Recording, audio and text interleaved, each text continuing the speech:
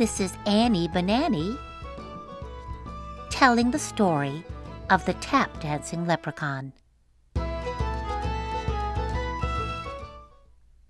Before Mrs. O'Connell, the fourth-grade teacher with big, frizzy, puffy hair as red as a fire truck, could finish her sentence about the homework assignment, 9-year-old Darcy raised her hand. "Mrs. O'Connell, Mrs. O'Connell, Mrs. O'Connell!" Darcy shouted energetically.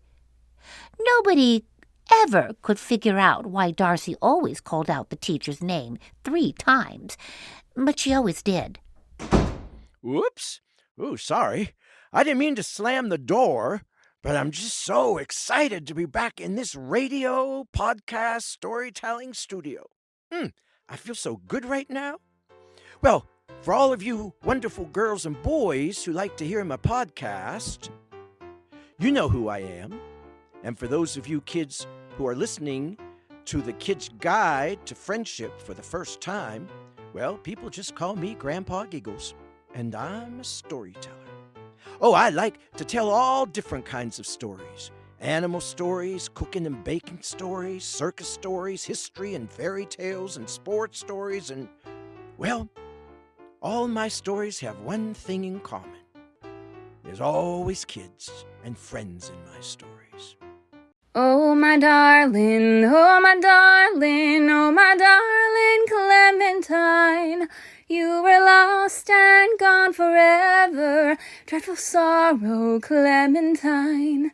In a cavern, in a canyon, excavating for a mine, dwelt a miner 49er and his daughter Clementine. Yes, I loved her, how I loved her, though her shoes were number 9. Herring boxes without topses, sandals were for Clementine. Oh, my darling, oh, my darling, oh, my darling Clementine, you were lost and gone forever, dreadful sorrow, Clementine. When I was 5 years old, trapped in those mountains and snowstorms that just never stopped, trapped in snow sometimes 5, 10, 20 feet deep.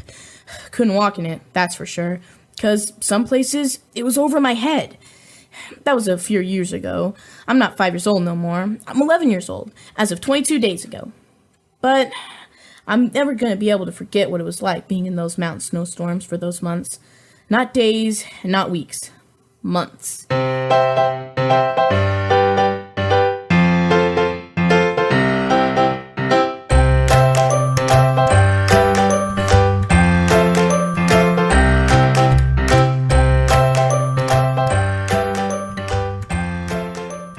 Hello, boys and girls.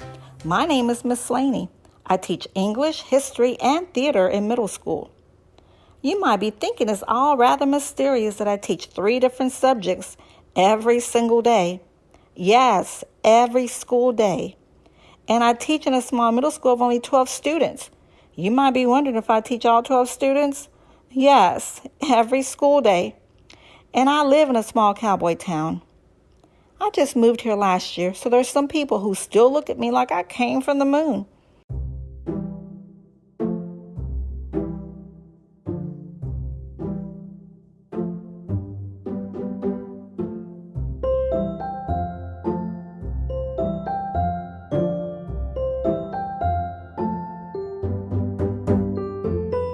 Once upon a time, like this past week, in the very magical and sometimes very weird kingdom of Thurkston, there was a magnificent castle. I lived in it because I worked in it, and trust me when I say it was no picnic working there.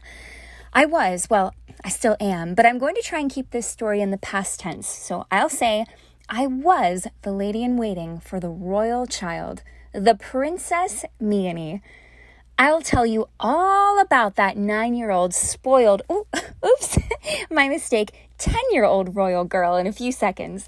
But first, allow me to tell you why the castle was my prison. My home. Yikes! That was another slip of the tongue. I am Dominia, the lady-in-waiting to Princess Meanie. Why do I have the title Lady in Waiting? Because all I have done for the past 10 years is wait on the princess hand and foot and day and night. Waiting means waiting for her to bark her commands at me. Dominia! I need my long, curly hair brushed. I need all my red ruby necklaces, all my emerald rings, all my gold bracelets polished. I need my 500 shoes polished.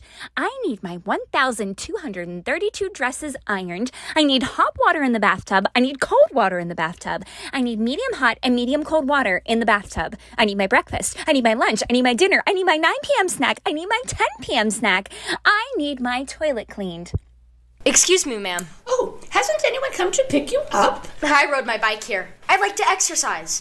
Before I leave, I was wondering why didn't you finish your sentence when you said if the gardens have been torn? Oh, I shouldn't have said what I said. Thank you for coming. You're a very smart teenager. Be careful riding your bike. Bye-bye. When you didn't finish your sentence, it looked as if your face suddenly, went south. You are a very perceptive young man, but you don't need to be bothered by my problems. Well, my grandpa Giggle says I'm rather magical. By the way, my grandfather loves berries. Blueberries and cranberries are his favorite. Oh, your Grandpa Giggle sounds very special.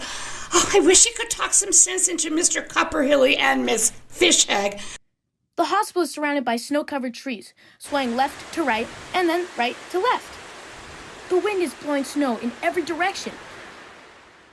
I know you wouldn't want to know that because you listen to the television weather report on Channel 7 every morning.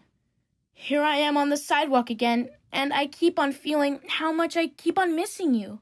I want you to get healthy and come home every day and night this week. I expect last night when I was on the stage at my elementary school, I've come here with my mom.